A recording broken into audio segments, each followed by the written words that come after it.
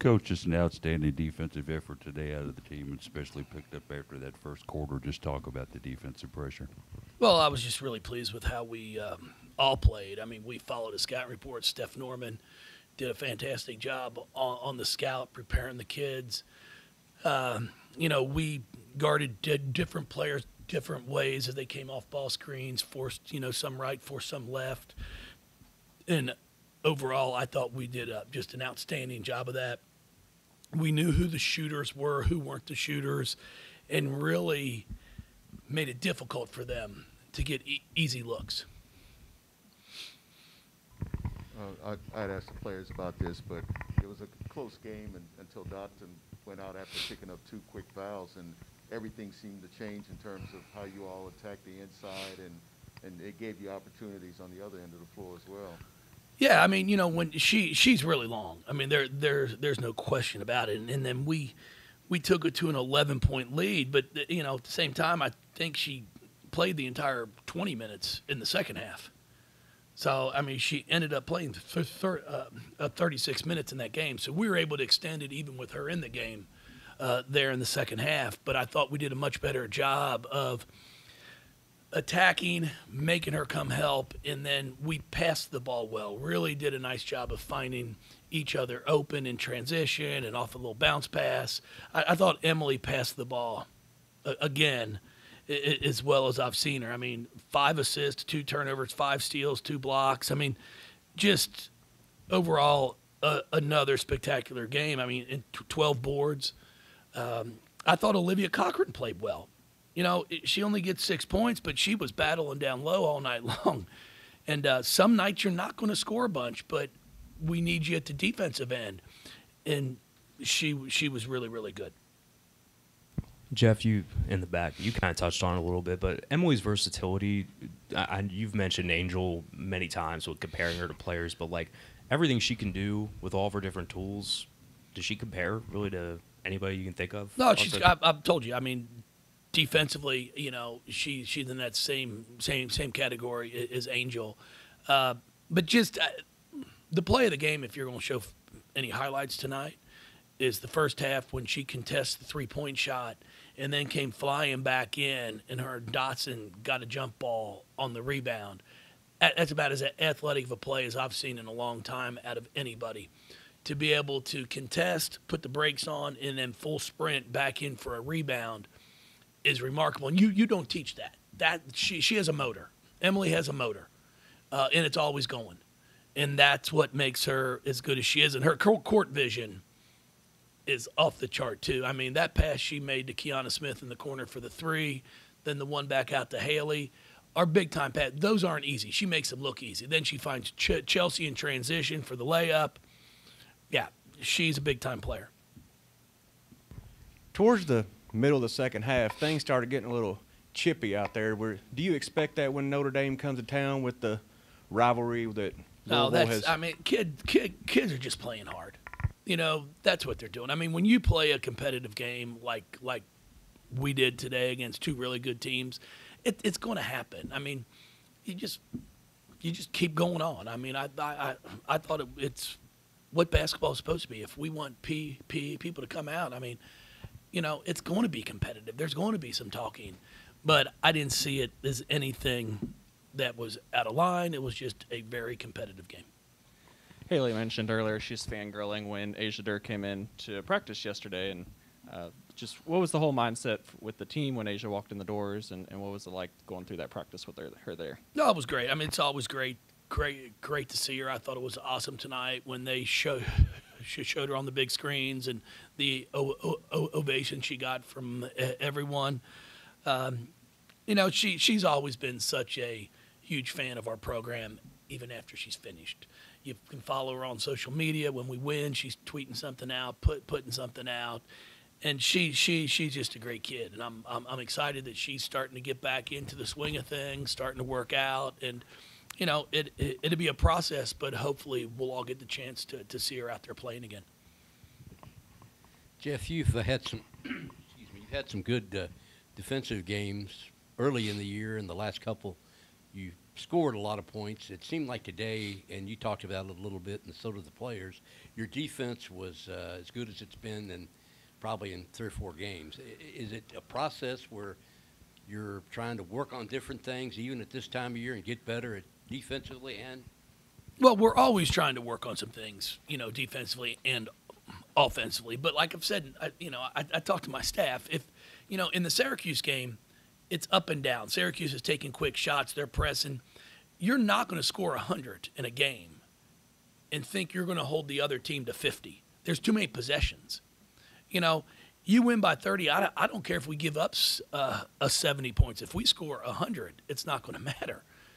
In a game like this where offensively they took their time trying to execute their offense, we executed ours. We pressed a few possessions. I thought we stole a few and got some really easy transition baskets out of the press. But it wasn't a fast pace up and down the floor. We pushed it in transition because we knew their rotation wasn't as deep as ours. But it didn't mean we were always going to shoot it quick. So I thought tonight we did a great job defensively. There's no question about it. But part of it is because it wasn't as a fast-paced of a game. How did they handle, and obviously it looks like they handled it well, just that unexpected not playing a game? I mean, I guess it might have been a day off then for them. They didn't play, but yeah. You know what? We actually, on Thursday night, when we found out that we weren't playing and then we found out it was a forfeit, so we did get a conference win. Unfortunately, we don't get a win on the schedule.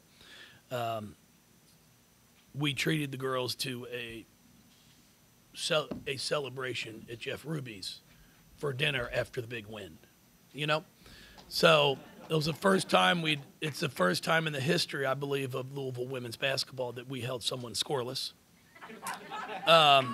And we wanted to celebrate with that. So I called around to a lot of the restaurants in town, and, it's tough at 2:30, 3 o'clock to try to get a reservation for 12. Yeah.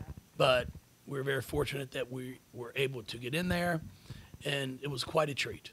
It was quite a treat for our players. Some of them have obviously never been there, and they all got dressed up. They looked fantastic, and it was a nice evening for them. So, that's kind of how we celebrated playing so well defensively. So, you look at our past 2 games, and we're averaging about 23 points a game right now. So that's all we've given up.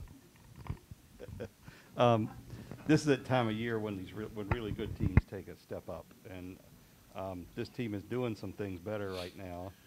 What's left that you want to see from this team now as you've enter this last phase? We've got to continue to play together as a team. We've got to continue to take care of the basketball. We had some unforced turnovers today. We've got to eliminate them. And then I've got to continue to have our bench ready to play. We've got to be able to get 16, 18, 19 minutes a game from people. I'd like to get Haley's minutes down to about 32, 31 a game. I thought Kiana's minutes were perfect. O played 26. Emily would have played more. She picked up to 2 fouls in the first half, and I just don't want to take a chance of picking up a third one there in the first half because she's so valuable with what she's able to do at both ends of the floor. But to me, that's really where it comes down to. And then we got to keep working on, knocking down open shots. And we shoot the ball pretty well when we've got 2 feet set and we're open. I just wanted to ask you a follow-up about the dinner. Some coaches would have taken that opportunity to immediately turn their sights to the next game. What made you feel like it was a good time to, sit back, reflect, and celebrate a little bit? Oh, it was a big win. It's a big win. I mean, we held someone scoreless. I mean, I looked at every game that was played that entire day. Nobody else played the defense that we played. So you have to embrace that and celebrate. And we did. Offensively, I wasn't pleased. The 1 point was a career low also. Now, the good thing about it is I think we're only 2 points shy of what we scored in that first or second quarter at Georgia Tech when we only scored 3. So it wasn't like we were too far off of that quarter performance. But you have to have fun. It's the thing about it. You know, these kids work hard. My staff works hard. I mean, it's what you see on out here is the fun part of it. This right here is 10% of our job. 10% is that. The 90% is recruiting, being on the phone, working with the kids, making sure you're there for them. You know, the after-hours phone calls. I mean, it's all of that that's involved. So when you can, you want to make sure you embrace it and put a smile on their face. And it was great. I mean, when they came in there to eat, they all looked great. You know, it's one thing I always say, you all get to see them on the basketball court in a uniform. You know, I got to see them all dressed up and how beautiful they all are. You know, and that's the part that I wish more of our fans had the chance to see, is not just them on the basketball court, because they are fierce competitors out here. But they're wonderful, wonderful kids, and I call them kids because they're like my own, but they're wonderful kids. And we're very fortunate to have them represent not only our university here at Louisville, but our city. You've got one more home game left on the regular season schedule. Senior Day is coming up. 6 players on the roster listed as seniors or grad students. Can you just take a moment to praise them and just talk about what they've meant to the program? Well, I'll wait till after the game, because if they play bad, I'm not going to praise them. All right. You know, let's not put the cart ahead of the horse, as we say in Egypt. Okay. No, I mean, you know what? I'll have a press conference on Friday to talk about them all, because we will put something out here on social media. You know, we won't be celebrating senior night for all of them, because we do have a few of them that are anticipating to come back. You know, because of the COVID year. So we'll make that announcement, and then, you know, we'll go forward with the ones that have aspirations and hopefully to finish up. But, yeah, I'll talk about that on Friday. Jeff, What else you learn in Egypt? What I learned in Egypt, I'm going to tell you that I can't tell you what the experiences that this game of basketball has given me. And I know I'll never take it for granted. I mean, I can remember sitting in school studying about the pyramids, the Nile, all that good stuff. And to actually be able to sit there and be 20 feet from a pyramid, get on a camel, ride a camel around them, and just marvel at the size of the pyramids. You know, because it wasn't like they had a crane putting that last stone on the top. You know, it's a pulley system, and the size of it it's remarkable. And then I was able to have a dinner overlooking the Nile. Again, things that you read about in school, but to dream. I mean, when I grew up, you know, if we crossed the state line to go on vacation, it was a big trip. You know, it was like, welcome to Tennessee. Everybody get excited. You know, so I'm just it's amazing. And then to be able to watch Monique Reed play a game in the Egyptian Professional League was awesome too. I mean, she's a celebrity there. She's had great success there. She does really well.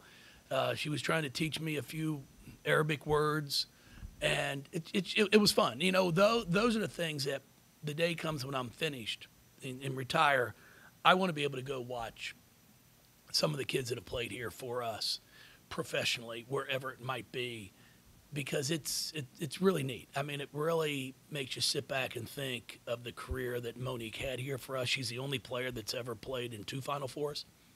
And being a Louisville kid, it's pretty impressive. So I learned a ton from it, but it was very surreal to take a step back and realize, man, you know, it's not the Licking River.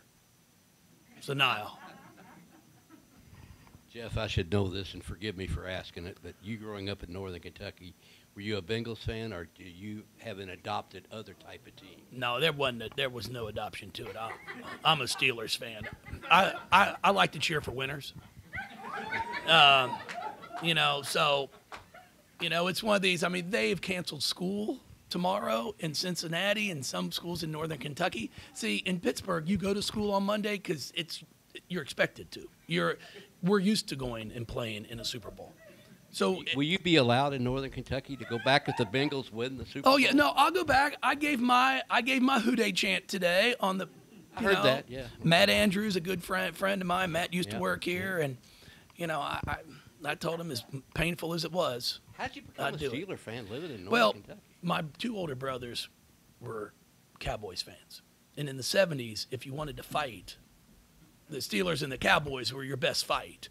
So they'd be cheering for the Cowboys, and I was like, well, just to be that odd one, I'd be cheering for the Steelers. So that's kind of how it happened. But Is your dad a Bengals fan? Oh yeah, they came down for the game tonight, but then they said they weren't going to wait for me after to say hi because they wanted to get back for the football game. Yes. Thank you.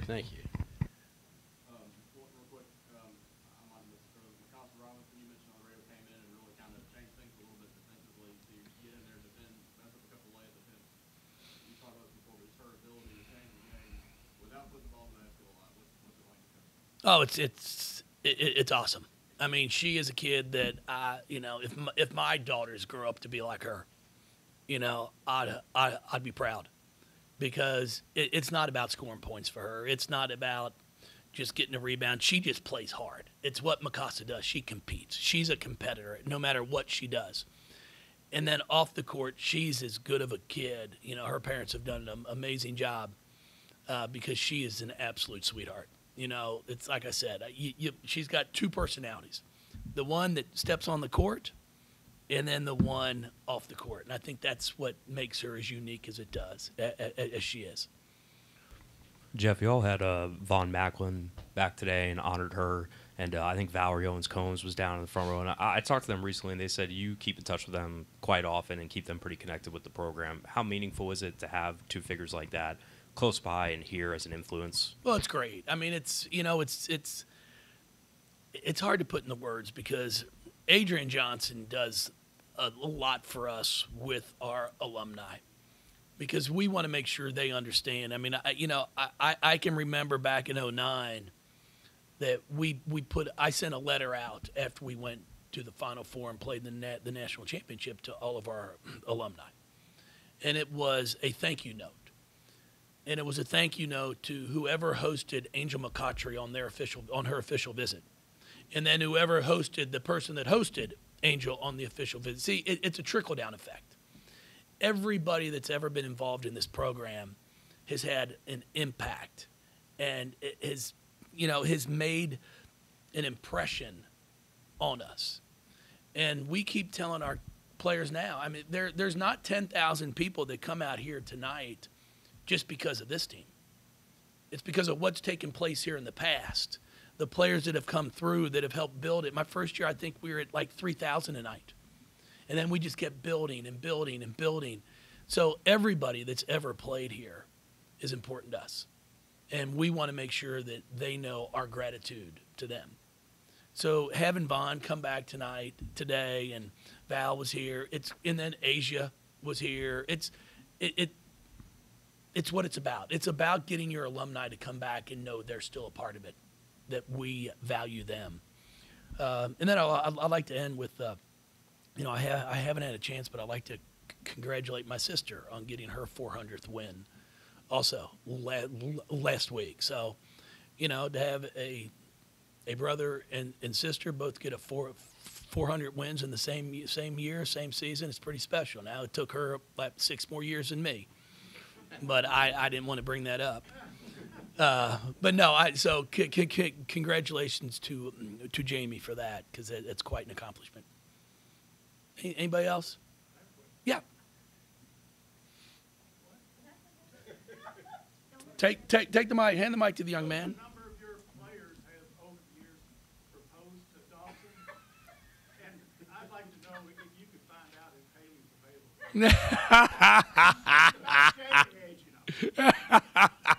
I think the poor guy's a little embarrassed right now. Come on now. No, it was great to have you here again. I was pleasantly surprised to see that smile. I sure appreciate it. The poor guy's like, oh my gosh. Thank you, everybody. I appreciate it. We gotta let Nick get to his parties right now.